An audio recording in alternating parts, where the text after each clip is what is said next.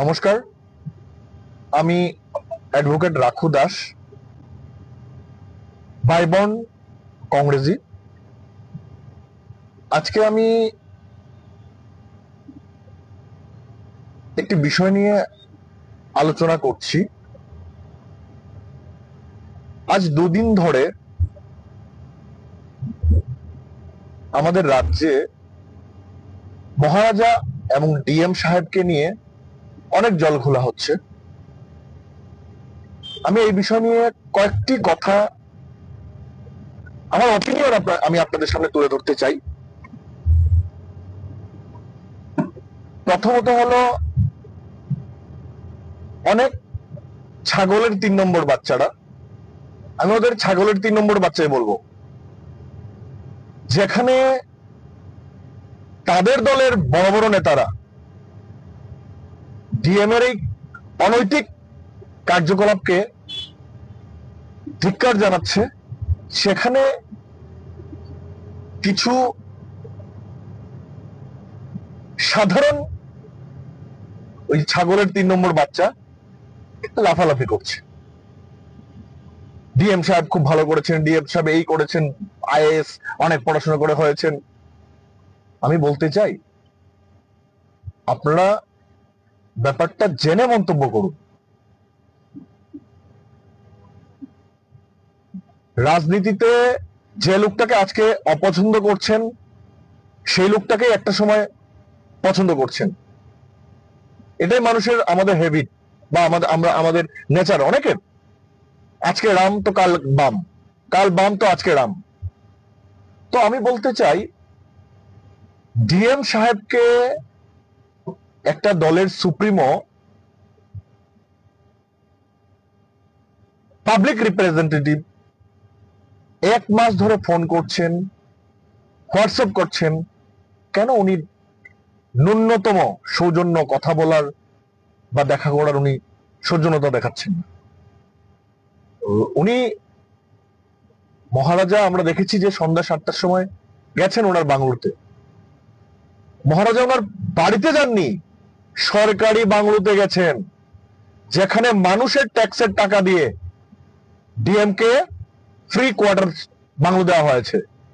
কেন ফ্রি দেওয়া হয়েছে বাংলো? সেখানে ডিএম সাহেব বসে পাবলিকের কাজ করবেন।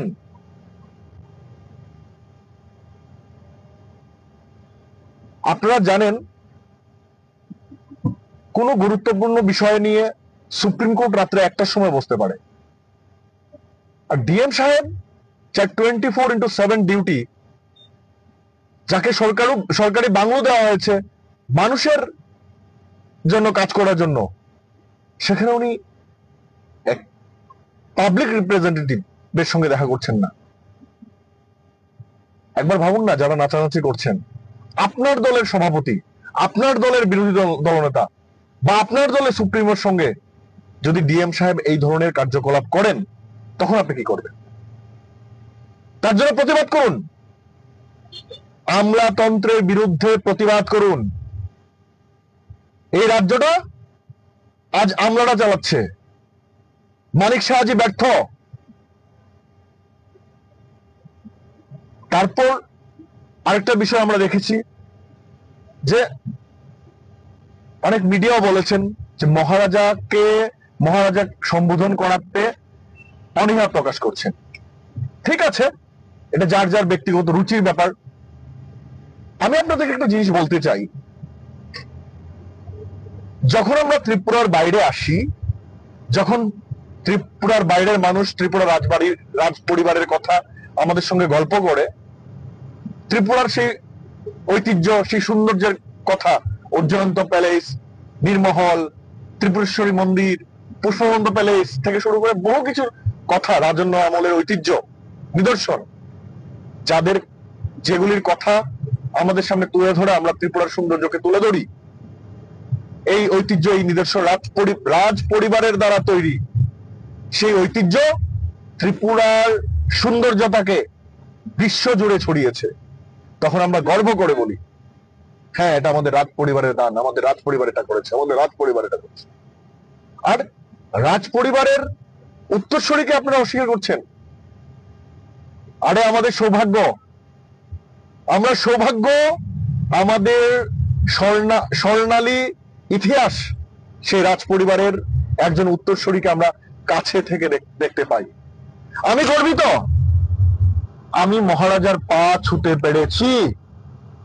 আমি গর্ব করে বলি, আমি যেভাবে রাজনৈতিক নেতা হিসাবে সবচেয়ে পছন্দের আমার রাহুল গান্ধী, আমি যেভাবে বলি লাভ ইউ রাহুল গান্ধীজি, ঠিক সেইভাবে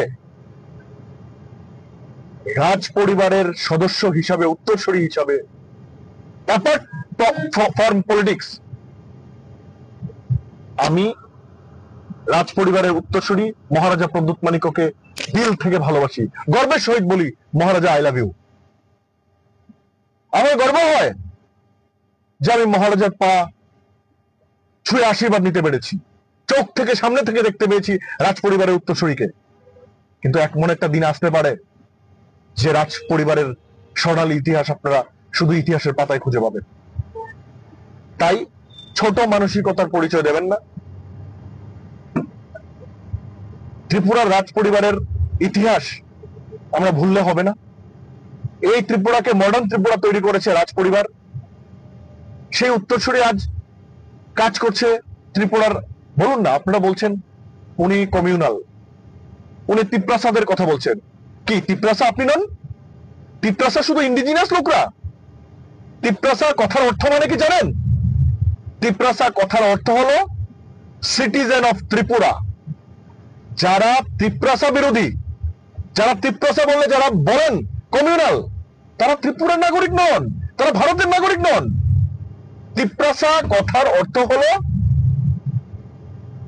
সিটিজেন অফ ত্রিপুরা, এবং এটাকে ইন্ডিজিনিয়াস এবং নন ইন্ডিজিনিয়াস বোথ কে বুঝায়। দেখুন আপনারা স্টাডি করে। আর অপরাধ কোথায়? আমি এসসি ছেলে, আমি এসসির জন্য যদি কথা বলি, তাহলে কেন ওবিসি, মাইনরিটি, এসটি আমার উপর রাগ করবে? আমি আমার এসসির জন্য কথা বলছি, আমি তো কারোর বিরুদ্ধে কথা বলছি না। তো মহারাজা যদি ইন্ডিজিনিয়াসের পক্ষে কথা বলেন, অপরাধটা কোথায়? কেন আপনাদের পার্টি কথা বলেনি? আমাদের পার্টি তো কথা বলছে ইন্ডিজিনিয়াসদের পক্ষে। আমাদের পার্টি, মহারাজা পার্টি খুলবার আগে আমাদের পার্টি, কংগ্রেস পার্টি, ইন্ডিজিনিয়াসদের রোমান হরফ দেওয়ার জন্য অনেক আন্দোলন করেছেন। 2013 সালে আমাদের ম্যানিফেস্টো ছিল, 2018 সালে আমাদের ম্যানিফেস্টো ছিল, রোমান হরফ করতে হবে। এডিসি কে দিয়েছে? ইন্ডিজিনিয়াসদের এডিসিটা কে দিয়েছে? ভারতীয় জাতীয় কংগ্রেস। কারা বিধানসভার সংখ্যা বাড়িয়েছে? রাজীব গান্ধীজি। তো রাজীব গান্ধীজি কি কমিউনাল হয়ে গেছেন? আজকের দিনে কমিউনাল রাজনীতি শুধুমাত্র বিজেপি করছে। কংগ্রেস মাইনরিটিদের কথা বলছে যে মুসলিমের পার্টি। কি এই দেশের মাইনরিটিটা কি ভারতবাসী না? তাহলে কেন পারমাণবিক বোমা তৈরি করতে, পারমাণবিক অস্ত্র তৈরি করতে কেন আমাদের প্রাক্তন রাষ্ট্রপতি আবুল কালামকে আমাদের প্রাক্তন প্রধানমন্ত্রী অটল বিহারীজি দায়িত্ব দিয়েছেন? বলুন কেন আমাদের বোন কুরেশি এই পাকিস্তানকে শিক্ষা দিতে একটা মুসলিম কান্ট্রির বিরুদ্ধে কে লড়াই করেছে? হিন্দু, মুসলিম, শিখ একসাথে হাতে হাত মিলিয়ে কিছুদিন আগে লড়াই করেছে। আর আপনারা এই ভারতবর্ষে কমিউনাল রাজনীতি করছেন। আমি বলতে চাই, যারা বিজেপির বন্ধুরা তো মহারাজাকে গালি দেবেন, কারণ ওনারা জানেন যে ওনারা যে মহারাজাকে জুমলা প্রতিশ্রুতি দিয়েছেন, ইন্ডিজিনিয়াসদের হয়ে, ত্রিপুরার মানুষের হয়ে যে প্রতিশ্রুতি দিয়েছেন, এটা প্রতিশ্রুতি পূরণ করবে না বিজেপি। জুমলাবাজ বিজেপি, বিজেপির কর্মীরা জানে। অতএব বিজেপির কর্মীরা বুঝতে পেরেছে, যদি 2025 সালের মধ্যে মহারাজাকে দেয়া কমিটমেন্ট ফুলফিল বিজেপি না করতে পারে, 2026 সালে এই রাজ্যে ভূমিকম্প হবে। তার জন্য ওনারা মহারাজার বিরুদ্ধে আগে থেকে ন্যারেটিভ তৈরি করছেন। কিন্তু আপনি তো বিজেপিকে হারাতে চান। বিজেপিকে হারাতে গেলে কি, বিজেপিকে দুর্বল করতে গেলে বিজেপির জোট সঙ্গীকে ভাঙতে হবে প্রথমে। তাহলে কেন আপনি বিজেপি জোট সঙ্গীকে না ভাঙে বিজেপি জোট সঙ্গীকে আক্রমণ করছেন? আপনি বলতে পারেন যে মহারাজা, অ্যাপিল করুন মহারাজার কাছে, সোশ্যাল মিডিয়াতে ট্রেন্ড তৈরি করুন যে মহারাজা বিজেপি আপনার সঙ্গে যে কমিটমেন্ট করেছে সেটা ফুলফিল করবে না, জুমলাবাদ বিজেপি। আপনি বিজেপির সঙ্গে যতদিন থাকবেন প্রত্যেকদিন প্রসাদের এই রাজ্যের ইন্ডিজিনিয়াসদের ধোকা দেওয়া হবে। আপনি বিজেপি সঙ্গ ছাড়ুন আর বিজেপিকে এই রাজ্য থেকে উৎখাত করে এই রাজ্যের প্রতিটি নাগরিকের অধিকার সুরক্ষায় নামতে হবে। মহারাজা আসুন, আমরা আপনার সঙ্গে আছি। আপনার দলের, আমি দেখেছি আমাদের দলেরও কিছু কর্মীরা অভিমানে অনেক কিছু বলে ফেলেন। আমি বলতে চাই, একবার ভাবুন, আমাদের দলের নেতা সিডব্লিউসি মেম্বার সুদীপ রায়বর্মনজি, আমাদের সিএলপি লিডার বিরজিৎ সিনহাজি কি বলেছেন মহারাজাকে? আসুন, আপনি আমাদের দলের দায়িত্ব নিন, নেতৃত্ব দিন, আমরা আপনার সঙ্গে আছি। তবুও বিজেপিকে হারাতে হবে। তাই আজকের এই মেসেজ, এই ভিডিও থেকে আমি মহারাজাকে আবেদন করতে চাই, মহারাজা এই রাজ্যের মানুষ ভালো নয়, এই রাজ্যের মানুষ ভালো নেই বিজেপির শাসনে। আপনি বিজেপি থেকে বেরিয়ে আসুন, বিজেপিকে কড়া জবাব আমরা সবাই মিলে দেব। আমরা এই রাজ্যের মানুষ আপনার সঙ্গে আছি এবং আমরা চাই রাহুল গান্ধীজি এবং আপনারা সবাই মিলে এই রাজ্যে আমরা বিজেপিকে উৎখাত করব। এই কথা, এই আবেদন আপনার কাছে রাখছি। নমস্কার।